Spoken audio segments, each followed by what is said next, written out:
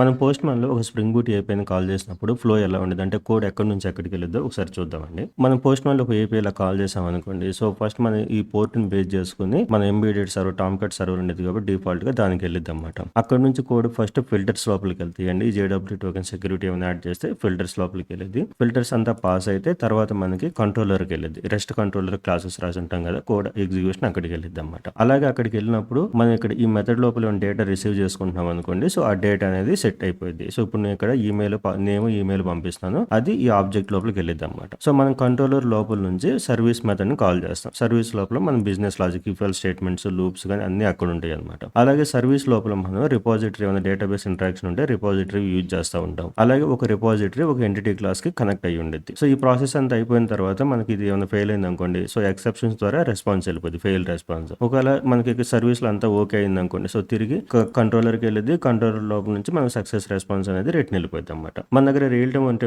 Paid courses ఉన్నాయండి. ఎవరైనా job purpose కోసం నేర్చుకోవాలనుకుంటే సార్ మన వెబ్సైట్ చెక్ చేయండి. థ్యాంక్ యూ అండి.